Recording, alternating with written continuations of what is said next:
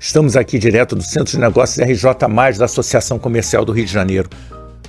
Hoje a gente está aqui com Marcelo Henrique de Brito e nós vamos conversar sobre empreendedorismo. O Marcelo está aqui conosco na Associação Comercial já desde 2003, muito tempo, e é um empresário extraordinário que compartilha o seu conhecimento dando aula como professor titular no IBMEC. Fica com a gente que vai ser bacana.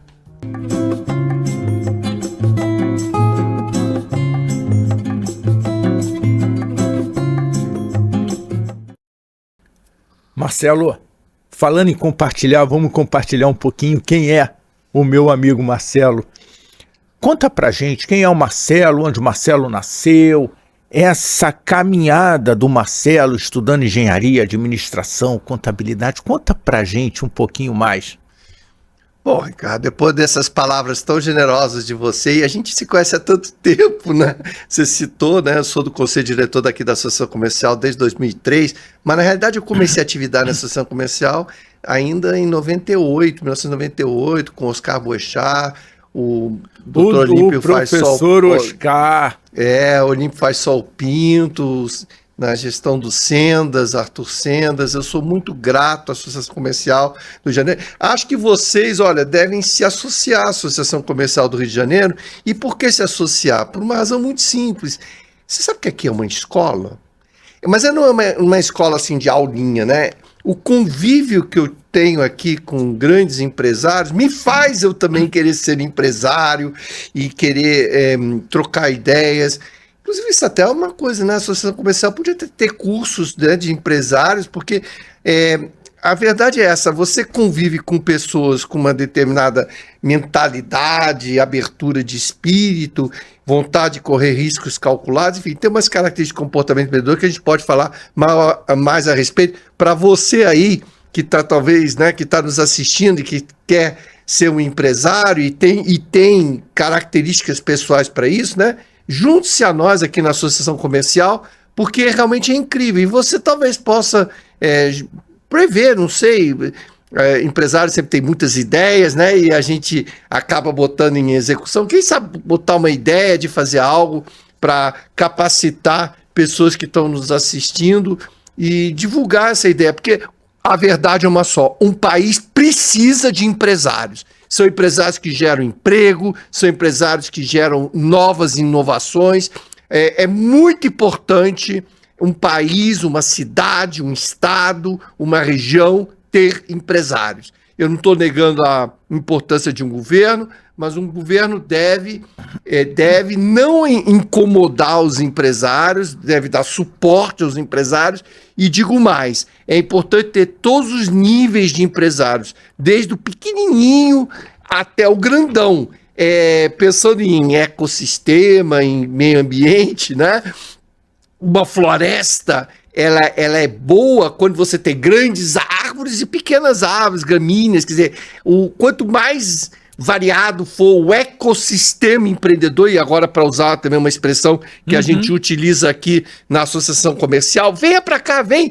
Esse ecossistema empreendedor é muito importante que o governo ajude, colabore, contribua para que haja esse ecossistema empreendedor que traz muito benefício a todos.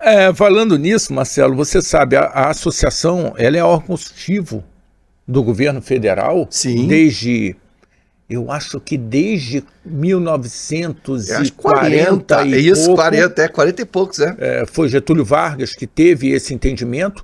Evidente, esse entendimento já era anterior, porque foi Dom João que criou. Casa de Mauá, aqui é a Casa de Mauá, né? Evidente. E a provocação que você está fazendo, eu estou sendo muito instigado a gente criar aqui algum modelo diferente do modelo tradicional, para que a gente consiga suportar melhor não só o empresário líder daquela determinada organização, o sócio fundador, que precisa se capacitar, mas também no momento da sucessão, como é que você começa a preparar. E esse convívio, Marcelo, é um convívio muito diferenciado, porque experiência, ela é impagável. Você sofreu na pele um determinado problema, num determinado momento econômico, com uma circunstância mundial. Deixa eu passar essa minha experiência, a história de ouvir os anciões. Deixa eu passar essa minha experiência porque pode ser que no momento 40, 50, 60 anos depois, viva-se uma questão similar. E eu vou trazer só uma experiência, falando de experiência, você já começa me empolgando, né? As nossas conversas no final das reuniões são sempre bem bacanas. E eu falei, meu avô, eu estou indo para a Fiesp fazer uma apresentação para o Conselho de Jovens, eu tinha acho que uns 17 anos, e me conta como é que foi. E ele contou a história daquele momento da década de 60, do que acontecia no país. A gente tinha Collor entrando no Brasil como presidente. Então, a experiência dele daquele momento da década de 60 serviu de driver para mim como um entrante na empresa bem posterior. Então, experiência, ela não tem preço, é impagável. Eu acho que a gente consegue criar uma estrutura para trazer um suporte. Ricardo, vamos lá, agora tem o meu lado professor também, né? Uma coisa que eu sempre costumo dizer, eu adoro fazer a ponte entre, digamos assim, o raciocínio acadêmico, que gosta de sistematizar o conceito, com a aplicação prática, porque aquela história, teoria só pela teoria, não funciona no meu entendimento. Eu gosto de mão na massa. Então, pegando o que você falou, e é algo extremamente rico, quando a gente fala desse tema empreendedorismo, repare, tem aquele empreendedor que começa do zero, né?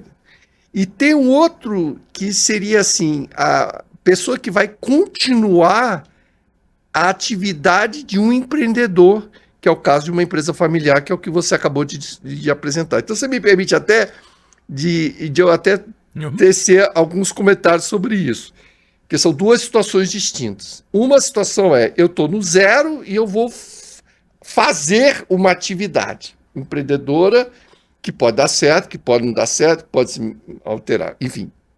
E a segunda é, eu herdei um negócio, um empreendimento, e quais são os desafios relacionados a isso.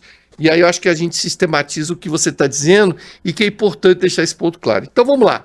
Essa começar do zero, eu, Ricardo, e você aí que está nos assistindo, eu vejo três diferenças entre esse chamado, primeiro, empreendedorismo por oportunidade. O empreendedorismo por oportunidade é aquele que viu uma oportunidade, por exemplo, está andando no meio da rua, diz, pô, eu podia ter uma loja ali naquele canto. Ou está comendo um doce, poxa, eu podia fazer um doce melhor, ou podia melhorar esse programa de computador, e aí enxerga um negócio. E aí pode dar certo, pode não dar certo, mas enfim, ele enxerga uma oportunidade e corre atrás. Segundo, é um empreendedor por necessidade. O empreendedorismo por necessidade é aquela situação do imigrante. Meu pai nasceu em Portugal, então eu tenho, né, minha mãe veio de São Paulo, eu tenho muito convívio com pessoas que vieram para uma nova cidade, novo local, enfim. Então, aí você chega e diz, bom, eu vou conseguir emprego? Não, talvez não consiga, então eu tenho que fazer alguma coisa. Então, você tem a pressão da necessidade, e aí vai. A pressão da necessidade faz você ficar atento a oportunidades. O que eu posso fazer para sobreviver? Então, isso é um legado muito grande dos imigrantes. Quem é imigrante tem muito isso dentro de si, né? Você ficar atento às oportunidades, olhar para os lados, olhar para cima, né? Então, isso é importante, olhar para frente. Agora, tem um terceiro ponto que não é, digamos assim, citado na academia, ou não é algo que se fale como sendo um terceiro tipo de empreendedorismo, mas Marcelo, proposta a mim, é o empreendedorismo por rejeição. O empreendedorismo por rejeição é aquele que a pessoa chega e diz assim, eu não aguento mais trabalhar nessa empresa, ou eu não aguento mais o meu chefe, eu detesto isso aqui. Eu vou ser um empresário, eu vou ser dono do meu próprio negócio. Vou fazer o meu negócio. Eu vou fazer meu caminho, eu quero ser patrão. Pois bem, repare, essa pessoa, ela está presa num passado e está presa em sentimentos muito negativos. Você não vai para frente, você não constrói um futuro se você está preso lá atrás. Então essa coisa de empreendedorismo por rejeição é complicado, é muito complicado.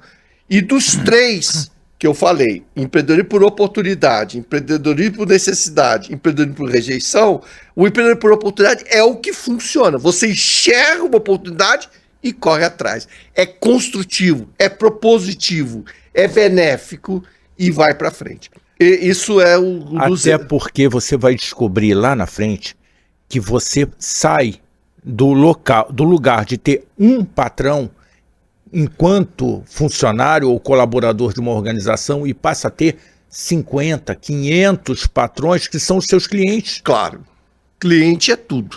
E aí você vai brigar com quantos clientes na vida? A interação com, digamos, com o cliente, também tem a interação com os fornecedores, a interação com o poder público, quer dizer, existe sim características que você precisa ter, porque, vamos lá, a forma como você vai tratar um colaborador, a forma que você vai tratar clientes, a forma que você vai tratar fornecedores, todos, evidentemente, com muito respeito, mas muda, né? Muda o estilo do diálogo, muda... A pegada é outra. A pegada é outra, mas o que eu acho mais importante até deixar claro, você tem que ter características de comportamento empreendedor. E aí, se eu me permito falar do programa Empretec do Sebrae. Você pode Extraordinário, falar? Extraordinário. Eu tive essa oportunidade maravilhosa de fazer o Empretec, Ricardo, em 1995. Puxa, tem tempo, né? Nós estamos em 2025, quer dizer, olhando para trás, 30 anos.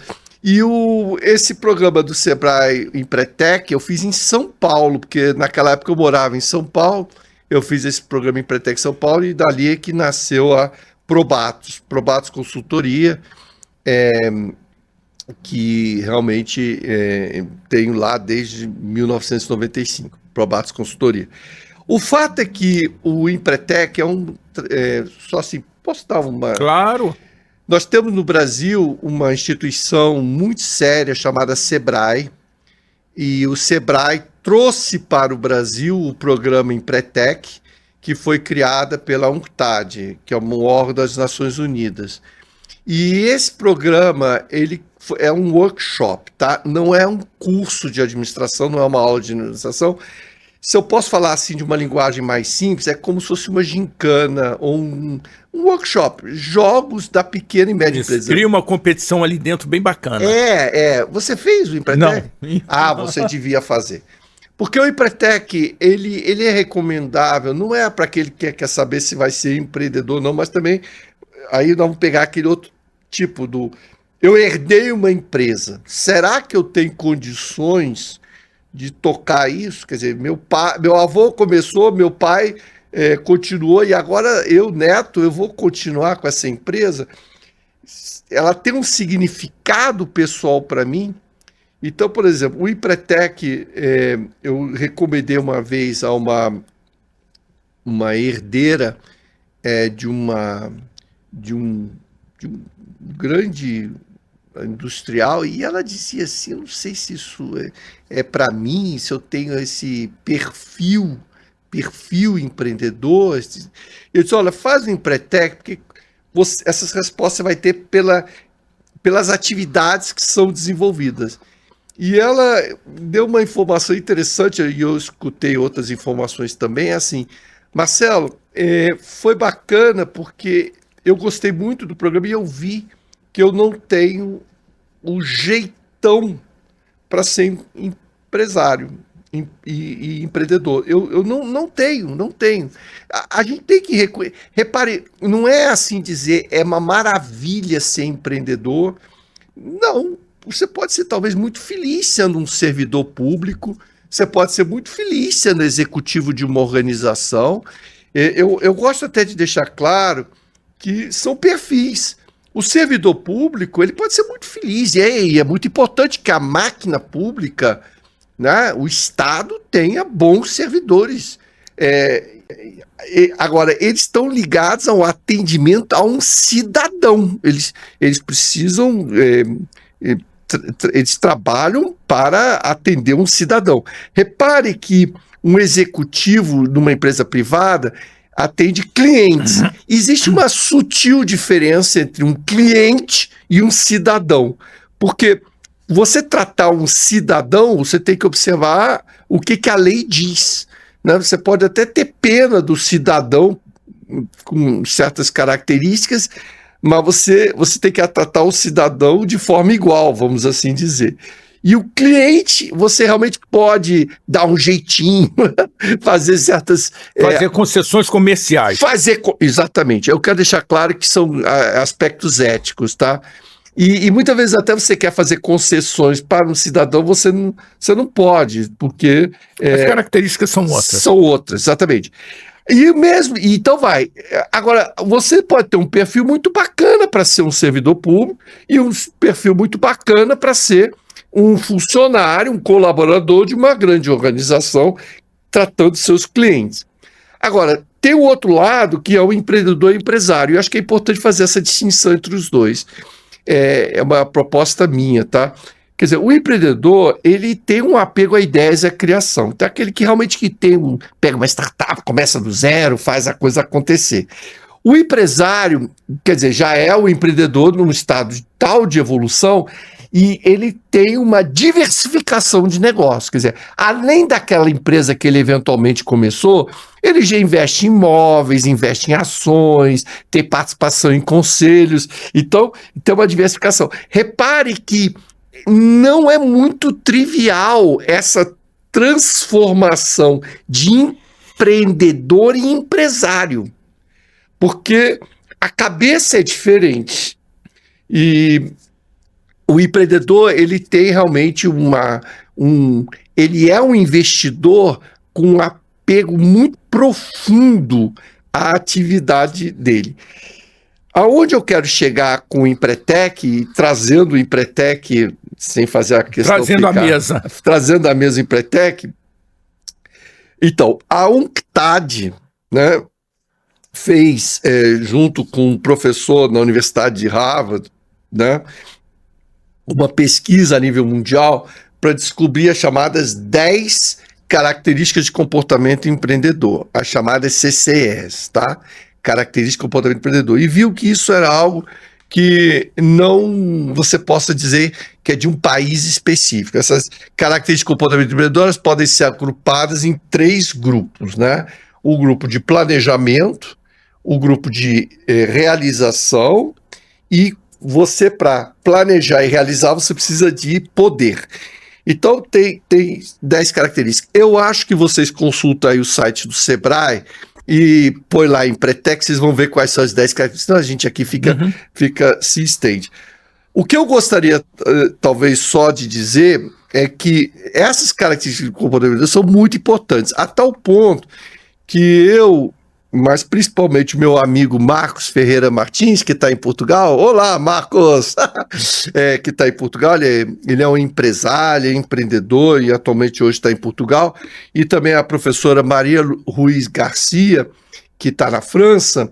A gente escreveu, trouxe aqui para você e vou te dar o trabalho do impacto do Empretec nas empresas no Brasil, tá? Nas empresas no Brasil. Esse trabalho foi apresentado na ANPAD, no Congresso da ANPAD, de Administração da ANPAD, no ano de 2021. Então, nós, então, o que a gente fez nesse trabalho do Empretec, e esse trabalho, Ricardo, eu trouxe a versão impressa para você, mas talvez você possa botar aí no chat para as pessoas verem. Isso, me manda o link, a gente coloca no link. Providencia. É um dos trabalhos que tem recebido mais downloads, né? Ele está em inglês, porque a gente quis fazer para um público amplo. Mas quem não lê, o ChatGPT ajuda demais. O ChatGPT ajuda a traduzir. eu sei disso. Mas, assim, o que é legal ver nesse trabalho são vários aspectos. Inclusive, no início fala dessa transição de uma evolução de uma empresa familiar, inclusive da pessoa como é que são as etapas que uma empresa familiar vai tendo até, eventualmente, quais seriam as saídas de uma empresa familiar. Elas podem vir a ser compradas por uma grande organização ou elas mesmas se tornarem uma empresa com ações negociadas em bolsa. Como, por exemplo, aqui no Brasil a gente tem vários casos. Eu vou evitar citar, porque depois fica parecendo que eu estou dando recomendação de investimento. Eu tenho certificações em finanças e eu tenho que tomar cuidado para não ficar parecendo que eu estou dizendo deve investir ou não deve investir. Mas é sabido que várias empresas no Brasil, elas começaram de um empreendedorismo e deram certo. E no exterior a gente tem até casos interessantes como Microsoft, né, que de micro hoje não tem nada, né, não é mais micro. Mas são empresas que começam numa garagem, né, e viram um gigante. Então isso demonstra a importância do empreendedorismo. Mas voltando ao trabalho, voltando à questão do Empretec, deixando bem claro que o trabalho quis mostrar, pegando uma pesquisa, porque o Marcos, ele inclusive dá aula no Empretec, ele é facilitador do Empretec. Então, com a experiência dele e também os contatos, se pegou, né, uma resposta muito grande de questionários, mais de 400 questionários, a gente obteve respostas válidas. Então, é uma amostra muito grande. E aí para quem está nos assistindo, qual é o grande desafio do empreendedor brasileiro? É na definição de metas e de planejar e monitorar esse caminho no objetivo da meta. O brasileiro é fantástico para buscar oportunidades. Criativo, né? Criativo, persistente, tem comprometimento, tem um lado de persuasão, que é uma outra característica, networking, tem um lado muito bacana de independência e autoconfiança, mas quando entra nessa área de planejamento, eu quero deixar bem claro, não é possível planejar a vida é feita de uma série e aí eu faço uma divisão entre incertezas e imprevisibilidades. Incerteza é aquilo que você pode atribuir uma probabilidade, imprevisibilidade é aquilo que a gente nunca pode prever. Então, assim, é muito claro que um empreendedor, ele julga incertezas, mas realmente podem ocorrer eventos que vão prejudicar ou vão favorecer a atividade dele e ele não tem controle nenhum. Isso no Brasil é uma maravilha. Não é será no Brasil e no mundo. Isso aí Mas será que essa característica não é instigada por essa insegurança, vamos chamar, uma insegurança jurídica, que leva à insegurança das regras do jogo? Então vamos lá. Quem é empresário e empreendedor, né? Gosta muito de dizer assim, esse governo.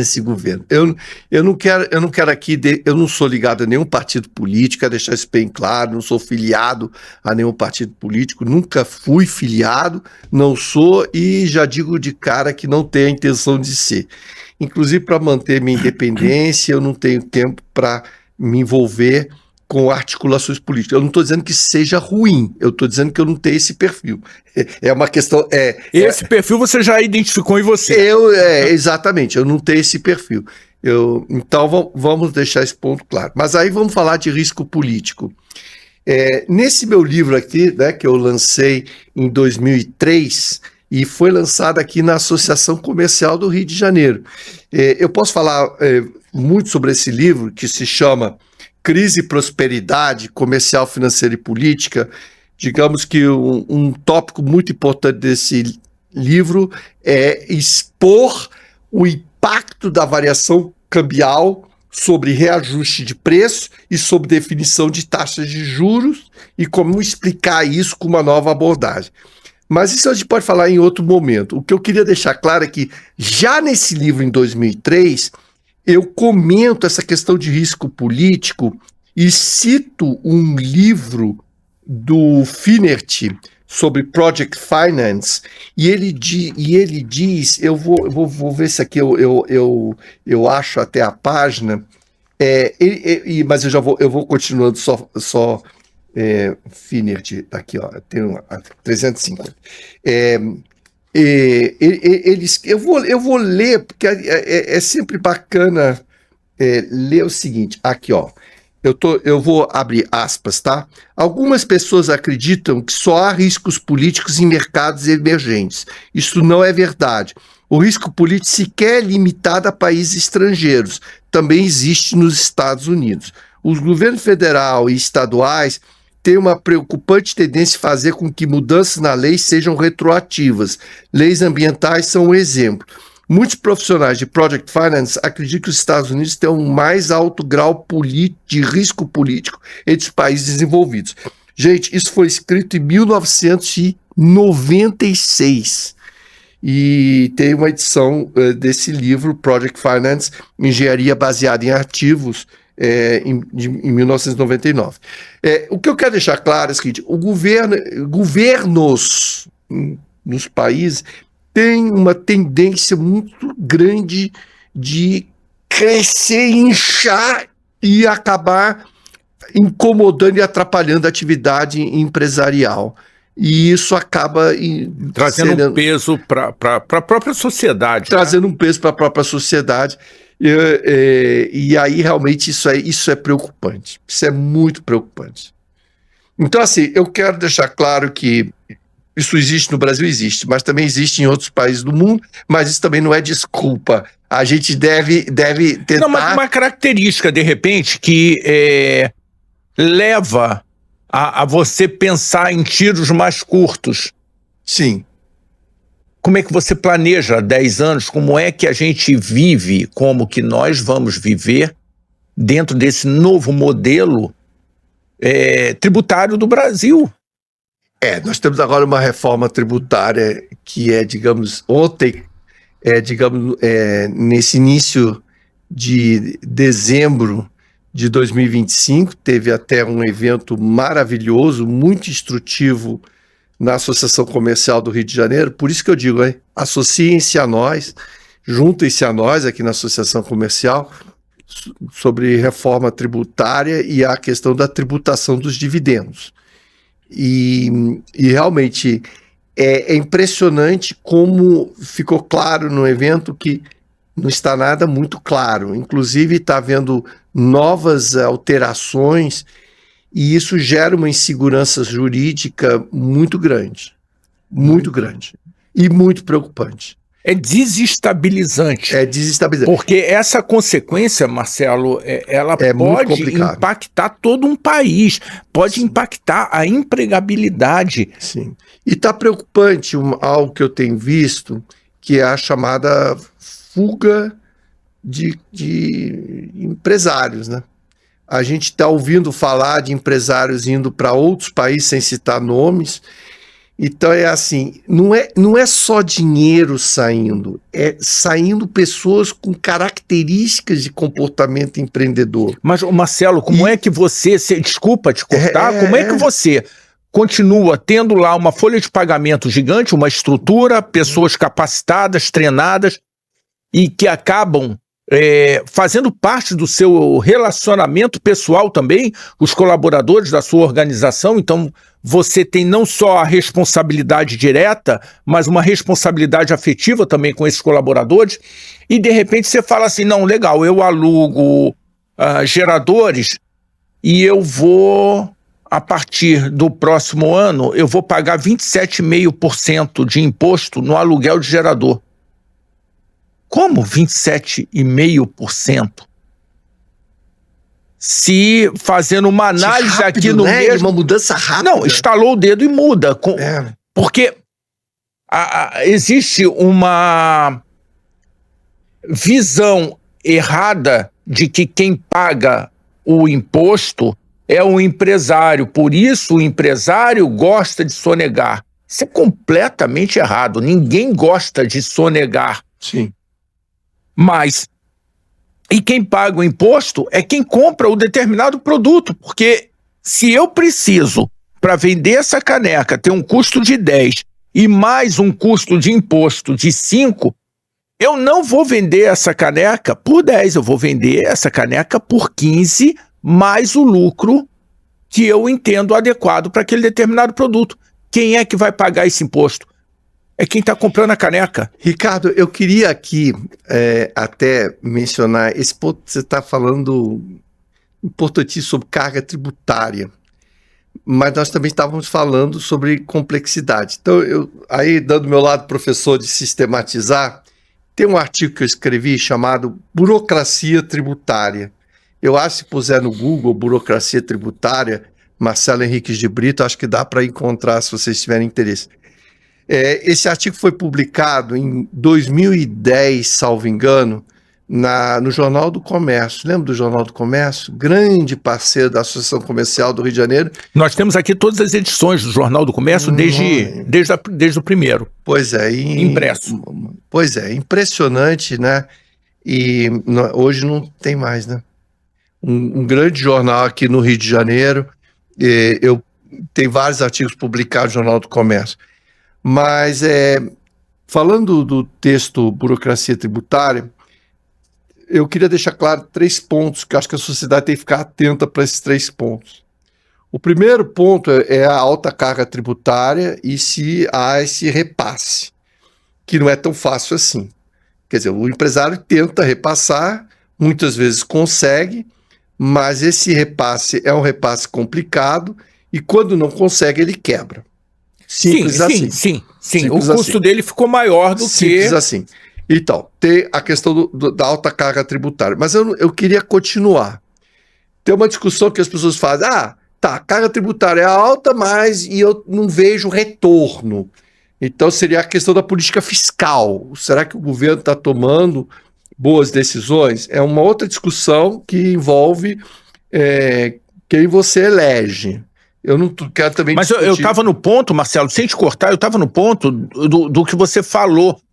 Até que ponto esse empresário que está montando uma estrutura no Uruguai, no Panamá, em algum outro país, ele está errado? Ele tem uma responsabilidade, ele precisa continuar atendendo um mercado que precisa daquele determinado produto e que não topa pagar 15% a mais naquele determinado produto. Não consegue, talvez.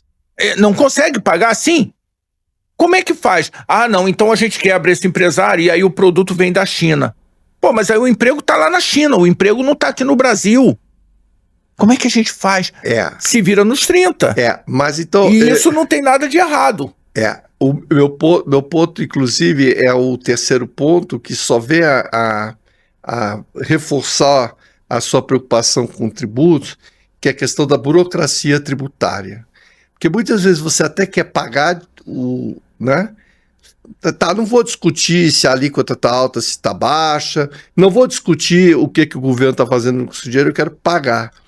Mas muitas vezes é complicado você pagar, você gerar os documentos corretos, e que eu acho pior ainda, se você faz um erro numa declaração acessória, ou numa declaração principal, e eu digo assim, não é um erro de má fé, não, é um erro. Você se enganou, né? você é autuado, você tem que pagar multa, você tem que pagar, enfim, é uma coisa incrível. Já imaginou eu, professor, dou uma prova e digo para o estudante, ó, a sua prova é assim, ou é 0 ou é 10. Não, mas muitas vezes é isso mesmo, você envia uma declaração para autoridades tributárias, seja no nível que for, se ela não tiver impecável, você pode ser perseguido. E tem uma expressão em latim, quem pode tributar, pode destruir. Quem pode tributar, pode destruir. Então, assim, essa burocracia tributária... Mauá que o conte, né? Hã? Mauá, o nosso Visconde de Mauá que o conte. Inclusive, ele teve outros aspectos ligados à própria justiça, né? Como é que a justiça encarou, e ele escreveu aquela carta aos credores, né? E virou um livro. E tem o livro do Jorge Caldeira, Mauá, Empresário do Império, que é um livro, na minha opinião, um livro muito interessante de ser lido. Mas Mauá chegou ao ponto, e está descrito no livro do Jorge Caldeira, dele assim, ser desalojado da casa dele, né? Andar no meio da rua, coisa. Quer dizer, ele foi humilhado. Um homem que foi responsável... Uma mente brilhante. Uma mente brilhante, responsável por ter feito os grandes feitos para o país, para o Brasil, naquela época, mas houve uma combinação perversa, inclusive de inveja, porque o empresário sofre muito inveja. Quando o empresário começa a dar certo, é aquela história, tem coisa errada aí, que isso? Marcelo, a famosa prego que se destaca toma martelada, né? Sabe, a gente tem que, se alguém se destaca, né? Você tem que dizer, vai para frente, porque essa pessoa está se destacando e geralmente ela está levando gente consigo. Então, isso é bom, você valorizar, estimular o empresário e valorizar. Repare, eu quero deixar bem claro que é importante você ter funcionários públicos, é importante ter grandes empresas com funcionários em grandes organizações, tudo isso é válido. Mas um ecossistema funciona para valer quando você tem toda a ampla gama de espectro de atividades. E, Ricardo, eu acho isso, quer dizer, o empresário, uma vez ele é empreendedor, empresário, ele voltar a ser empregado é muito complicado, não digo que seja impossível, porque é o que eu estava falando das características de comportamento empreendedor. Não é para qualquer um ser empresário, mas também não é para qualquer um ser empregado. São perfis diferentes, são formas... O modelo mental... O modelo mental é diferente, e aí entra um detalhe mais importante. Quanto mais idade você tem, o modelo mental que você cria, baseado nas suas experiências, ele fica mais travado. Então, se você tem uma experiência empresarial mais cedo, você vai querer...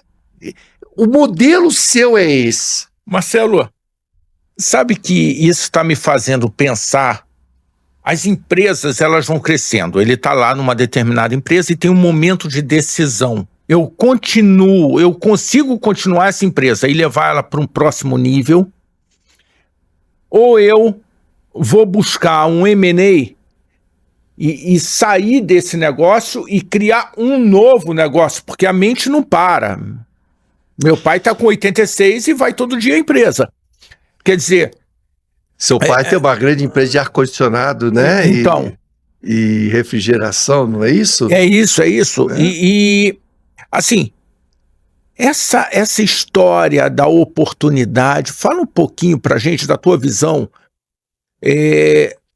da questão da oportunidade, então, desse momento de decisão. Você está tocando esse ponto, né? Quer dizer, um empreendedor deve vender uma empresa, ele deve fazer com que os seus filhos venham trabalhar nessa empresa. Nós aí estamos falando daquele segundo tipo... Ou vai tornar uma empresa só com executivo. Só com executivo? Sim, exatamente. Aí os filhos passam a ser digamos, membros do conselho, membros do conselho e acionistas. E isso até gera, né, jeito da sociedade, ele vai virar rentista. Não, pera lá, não é bem assim. Ele vai virar membro do conselho, vai receber os dividendos, mas no fundo ele também tem capacidade empreendedora, ele vai fazer outros negócios. Então, por isso que não está certo pensar que o filho, enfim, membros da família que vão viver ou vão obter dividendos de uma empresa, eles vão ficar agora não fazendo nada, vivendo na total ociosidade e sendo, o que alguns diriam, até um parasita da sociedade. Isso não procede. Essas pessoas vão pegar esse dinheiro... Não procede até porque ele está deixando o capital dele lá para poder movimentar ele vai pegar esse dinheiro e vai fazer outras atividades. Ele vai iniciar outras atividades, inicia mesmo outras atividades. Não tem por que taxar, tributar, punir esse herdeiro que está recebendo dividendos de uma empresa com a qual ele não se identifica com o negócio. O filho não se identifica com aquele negócio. Tudo bem, mas assim, eu tiro ali um financiamento para financiar com uma atividade com a qual eu me identifico, inclusive projetos de filantropia. Isso é muito comum nos Estados Unidos. Fazer programas de fundo perdido. Eu sou rotariano desde 1995. O Rotary também tem essa ideia de você estimular a Fundação Rotária e projetos de doação. Então, é importante você ter um empresário que gerou uma empresa, que paga bons dividendos, aí pega esse dinheiro e você vai fazer outras atividades e vai inclusive contratar pessoas, porque, digamos assim dizer, organizações não governamentais, mesmo que sejam entidades sem fins lucrativos, bem ou mal, tem que ter caixa, tem que gerir o caixa e vão ter funcionários. Então você tem que pagar funcionários. Então não é dizer, não vamos gerir de forma não empresarial. É uma gestão profissional. É diferente, exatamente, é diferente. Eu não sei se eu, então, abordei a sua questão de forma clara, e nós estamos falando desse empreendedorismo que pode se desmembrar. Você não continua com o empreendedorismo da família, mas você passa a ter um outro tipo de empreendedorismo, achando o seu outro caminho. E isso é muito importante e gera benefícios para a sociedade. Então existe oportunidade em diversos segmentos. Se você entende que chegou o seu limite de gestão, você tem que pensar, bom, eu vou tornar a minha gestão executiva, trazer gente de fora para tocar e subir para um outro nível, ou eu vou fazer um M&A, vou vender a minha empresa, integral ou parcialmente, e vida que segue. Sim, exatamente. Inclusive, muitas vezes isso vai até por mal, né? Imagina alguém que tenha tido uma fábrica de máquina de escrever. Simplesmente não é... Você não tem mais cliente para máquina de escrever. Quer dizer, a própria mudança do mundo faz com que aquele tipo de atividade não dá mais para existir. A IBM não parou, né? Eu me lembro que quando eu tinha lá 14 anos, chegou uma máquina de escrever nova que ela apagava, tinha uma menina lá que era uma águia, o olho percebia que ela batia todos os dedos de uma vez só. Só que não era. Ela era veloz demais e tinha a correção e a proposta saía e o cara do comercial do lado, vambora, eu tenho que ir para a licitação, acaba de escrever rápido. E a IBM tinha as melhores máquinas de escrever que faziam inclusive essa correção. A IBM não parou. Então, o que é muito importante ter, e aqui eu quero deixar claro, você tem ideias, e as ideias Isso é uma maravilha do ser humano. A gente tem muitas ideias, mas a ideia tem que ser tangibilizada em bens. E aí é o que nós já estamos discutindo. Se esses bens são comercializáveis. Dá para você comercializar? Tem mercado? Tem alguém disposto a pagar? Tem alguém com condições de pagar por esse bem? E aí esse bem, ele tem que estar, para ser comercializado e o negócio poder crescer, claro, ele pode ser um negócio, começa com uma certa informalidade, mas em algum momento tem que ter uma empresa estruturada. E aí é que entra essa noção de missão da empresa. Então, assim, as empresas precisam estar atentas para ficarem adequando a sua missão às circunstâncias que mudam no ambiente que as circundam.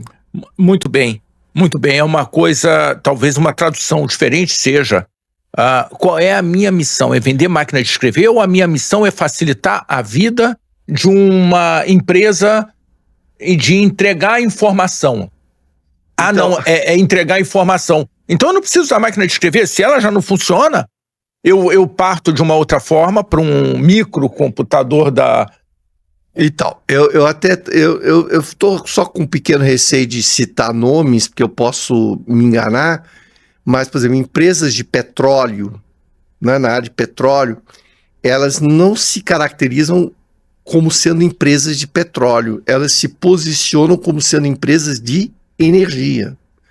Porque aí você se abre o leque para continuar fornecendo gasolina, petróleo, diesel, mas também você abre caminho para fazer biodiesel e também outras fontes de investir em fontes alternativas de energia.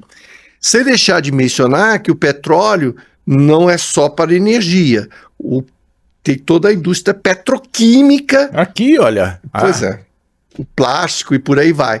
Então assim, tem que tomar muito cuidado com como é que a empresa se posiciona, se formula a sua missão. Se posiciona é como é que ela se identifica. Qual é o discurso para dentro? Pronto. Então vamos lá. Qual é o discurso para dentro e qual é o discurso para fora? Sim. Eu vou aproveitar esse gancho, porque esse gancho até tem um lado, Ricardo, ligado ao lado pessoal.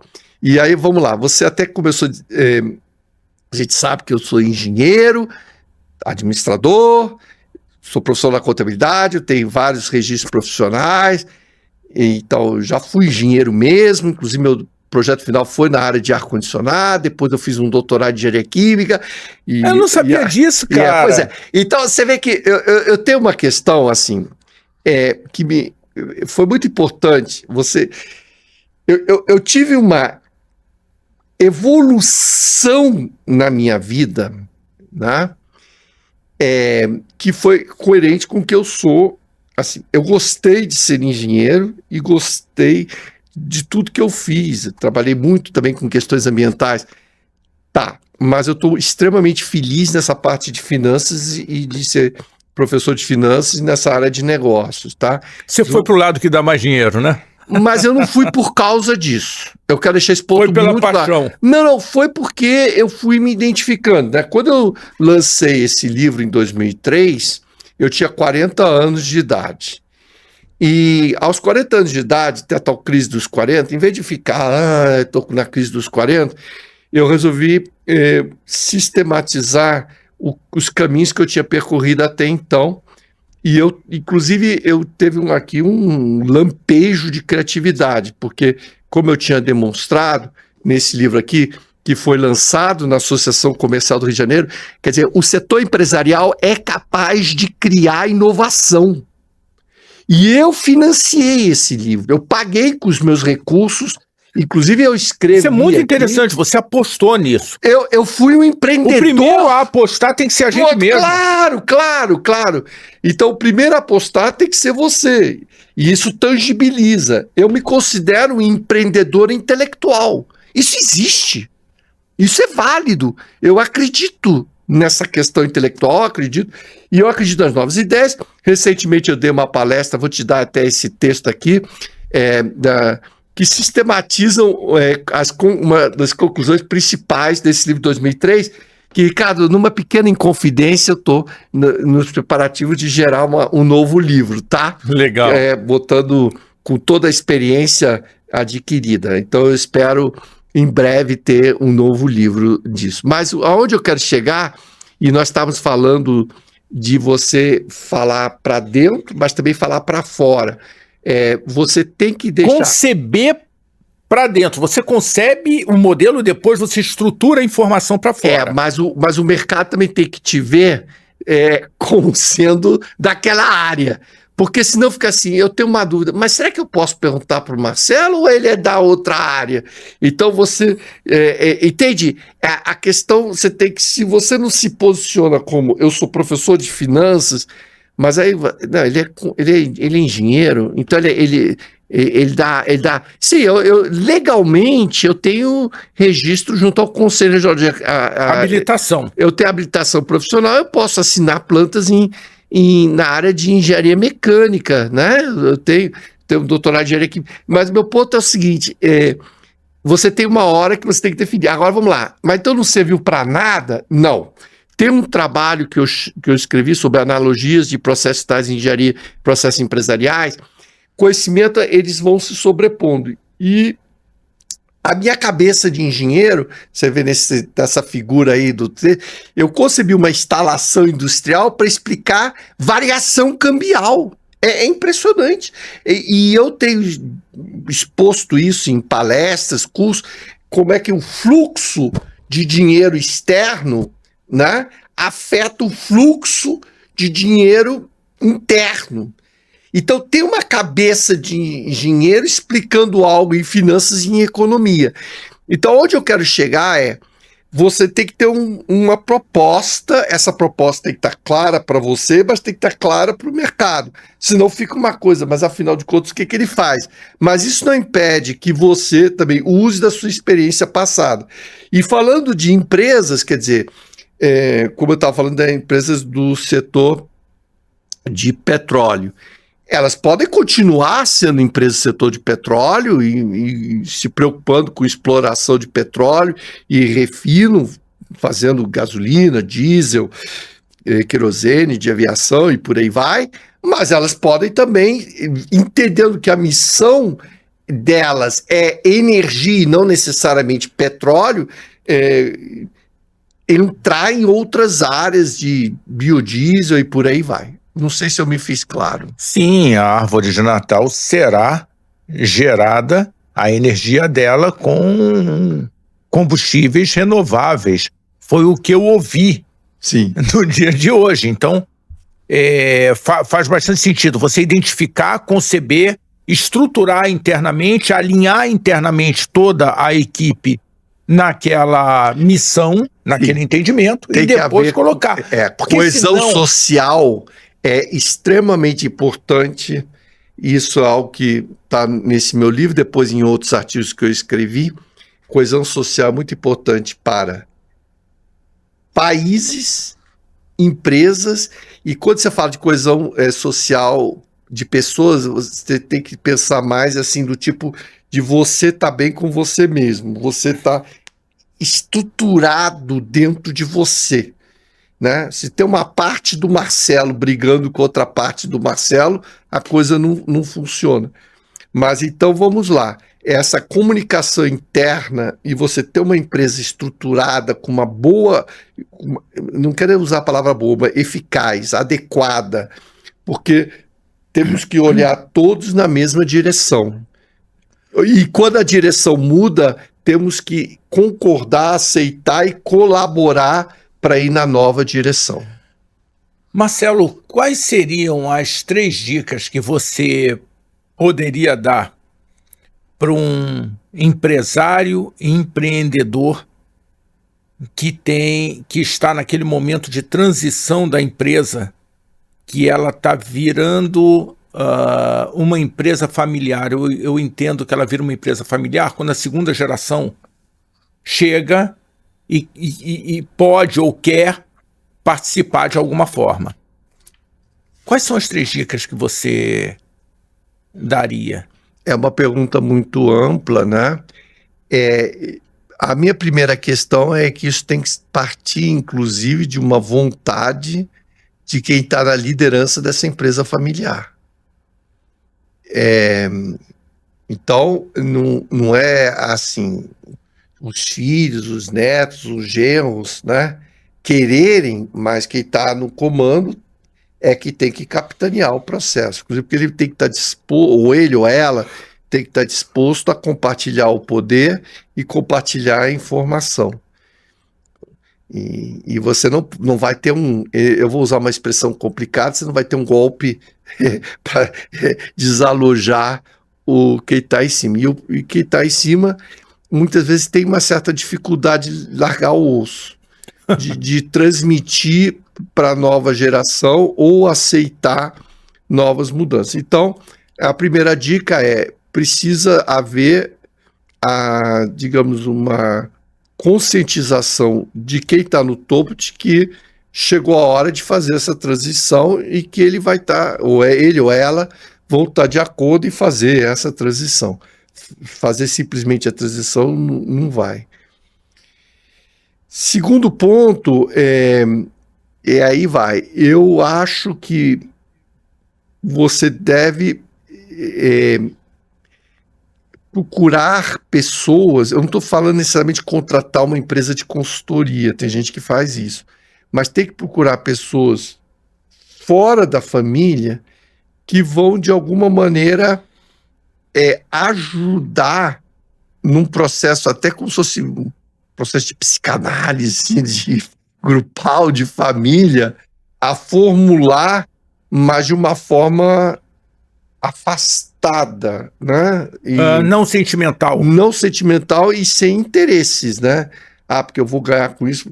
Porque a questão da empresa familiar, o que vai acontecendo você tem os irmãos, né? Os irmãos podem estar muito bem, mas os irmãos passam a ficar, por exemplo, casam, né? Aí vem nora e genro. Aí muitas vezes você pode ter esses noras e genros criando conflitos dentro da família. Só para deixar um caso assim, não chega a ser empresa familiar, mas não deixa de ser, você tinha os Beatles, né? Os Beatles, um grande grupo, né? Dizem que quando o John Lennon teve uma relação com a Yoko Ono, quer dizer, aqueles garotos, rapazes, começaram a ter namoradas e esposas, a relação entre os quatro não foi mais azedou. Mudou. Então é assim, eu não estou dizendo que foi culpa de alguém, né? Mas a verdade é uma só. Os genros e noras trazem uma visão diferente e isso pode alterar essa relação. Então é importante ter alguém de fora que tem uma conversa bacana, franca, e vai meio que dizendo, peraí, o que vocês estão querendo, afinando, né, os pontos. Então, eu tô no segundo, né? Eu teria muitos para dar, mas vamos dar um terceiro que eu acho, assim, importante. As pessoas ficam muito preocupadas em fazer o que elas gostam, né? Então, assim, eu vou fazer o que eu gosto, eu quero fazer isso. Tá, isso é um ponto importante. Mas você tem que olhar o que o mercado quer. Então, e o que precisa, né, Marcelo? O que você quer e precisa e está disposto a pagar, e não só está disposto a pagar, mas também tem dinheiro para pagar. Você pode criar um produto, eu crio essa xícara, o mercado diz, eu quero, eu gosto, tá? Mas eu estou duro. Então, não tem dinheiro, não adiantou nada. Então, aonde eu preciso chegar a gente faz coisas que a gente acha legal, isso é muito bacana, é muito importante, mas também tem que olhar o que o mercado quer e se adequar ao mercado, ao cliente atual e potencial. Então, vamos lá, nessa mudança de foco, não se pode ter uma postura endógena, de olhar para si mesmo. Tem que ter uma postura exógena, olhar para o mercado, porque é o mercado que vai, em última análise, manter essa empresa funcionando, ainda que com uma certa transformação.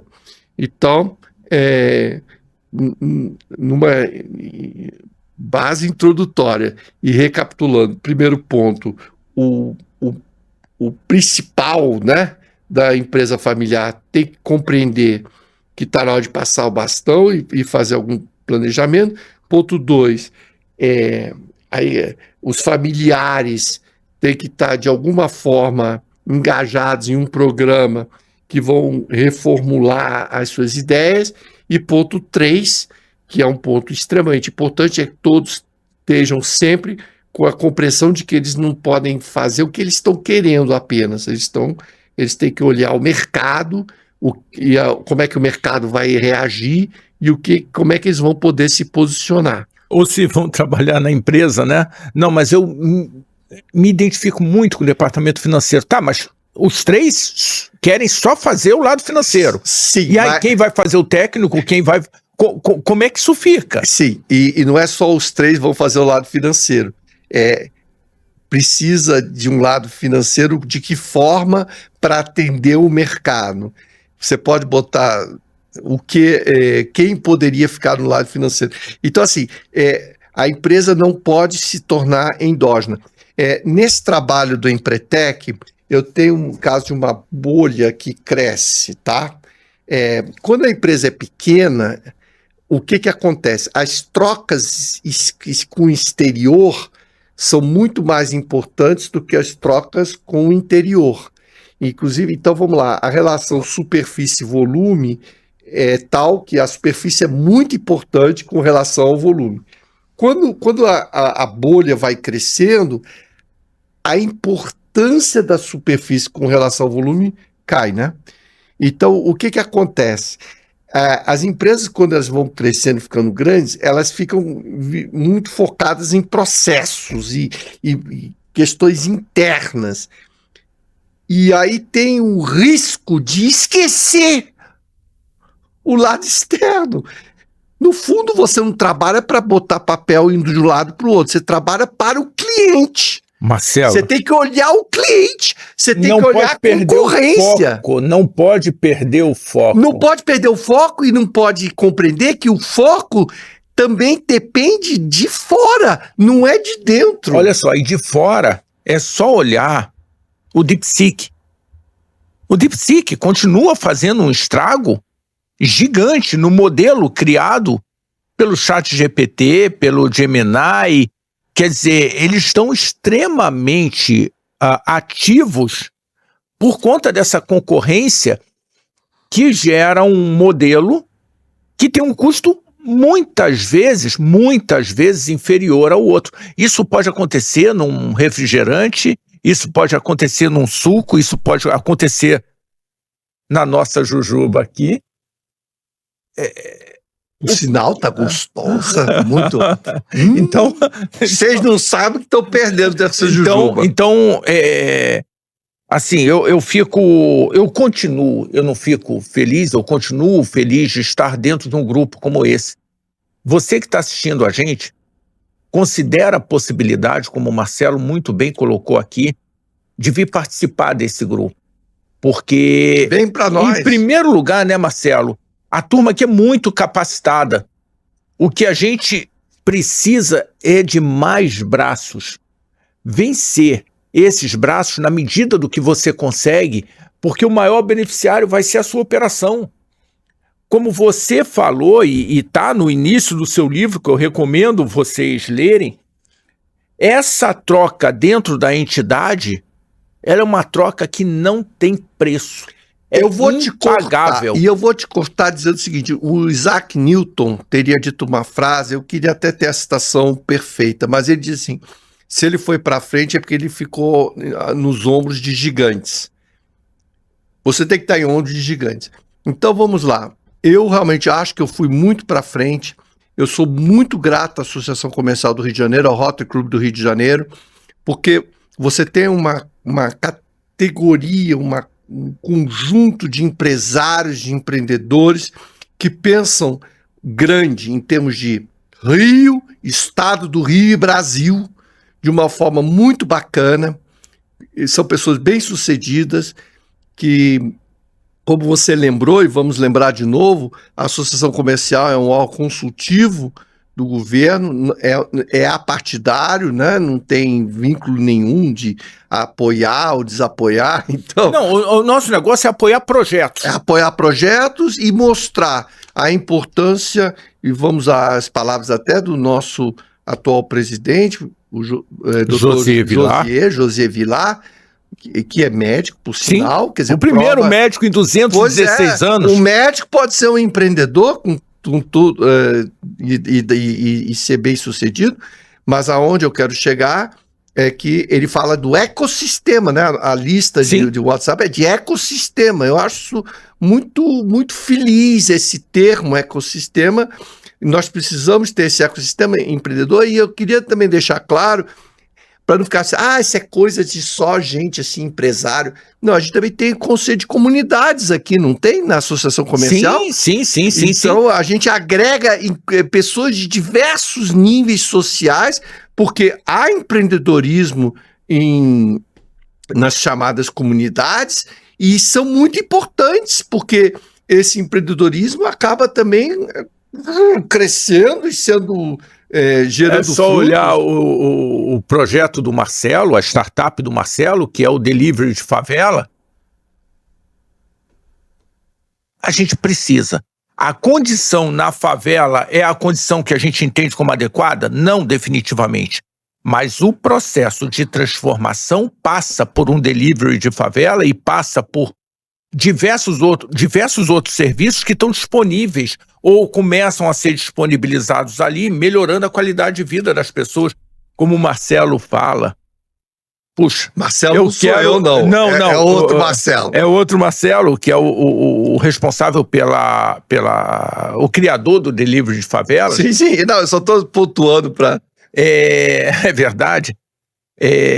Você tem que ter direito a curtir um filmezinho e, de repente, pedir uma entrega de um alimento. Mas aí o maior que a gente conhece não consegue subir na comunidade. Não, mas o Delivery de Favela vai entregar lá em cima, na casa da dona Joana, da Priscila, da Patrícia. Inclusive, sem citar nomes, mas eu poderia citar, então não é um caso criado, mas é um caso real, mas eu não quero citar nomes. Mas, por exemplo, distribuição de bebidas. Você tem empresas que distribuem bebidas e são grandes conglomerados, mas tem uma pessoa que, inclusive, é desse círculo aqui da associação comercial, que eu volta e meia encontro, e ele encontrou o nicho de fazer distribuição em áreas que a grande empresa que tem áreas de multinacional não quer lidar. Então, é o chamado nicho de mercado. Oportunidade, né? Não, então, você tem oportunidades em nichos de mercado. Então você falou de um delivery, é um nicho de mercado entrar numa comunidade, é um nicho de mercado fornecer refrigerantes e bebida para pequenas lojas em comunidades. Então, a verdade é essa, é possível sim explorar nichos de mercado e essa pluralidade que eu vejo aqui na Associação Comercial do Rio de Janeiro gera novas ideias e ideias muito construtivas e benéficas. Marcelo... E não é à toa que a Associação Comercial dura... Meu Deus, é fundada em 1809. É 9 mesmo, né? 1809, um dos primeiros atos de Dom João quando ele chegou aqui. Isso para o Brasil é pré-história, é algo gigante, isso aqui, é um patrimônio, né? É fantástico. E por que dura? Porque nós temos realmente valor. Junte-se a nós e traga suas ideias. Eu acho que isso faz sentido, sim. Faz muito sentido, né? Marcelo, eu te agradeço demais e eu acho que muito, falei muito. Não, foi ótimo e eu acho que o mais importante é o desdobramento. O que nós vamos fazer a partir dessa conversa? A gente não está aqui a passeio. O que nós vamos fazer? Então, meu caro, isso é o lado empresário, empreendedor essa conversa surgiu de uma conversa que também surgiu de outras conversas, a gente se conhece há tanto tempo, então vamos lá. Você me fez uma provocação lá no início, se você não viu, vai lá, porque ele me provocou, e eu acho que a gente tem que fazer algumas conversas e... Vamos conversar, tudo se conversa, conversando a gente se entende. Legal. Mas realmente agora, pelo visto, tem que terminar, Triste. Não, é um prazer estar aqui com você. É um prazer aqui. Espero que você aí que está assistindo esteja colhendo novas ideias, novas informações. Tenha sido útil o tempo que você despendeu para nós, tá? Muito obrigado. Pronto. Obrigado e fica com a gente. Tem muito mais para a gente continuar conversando.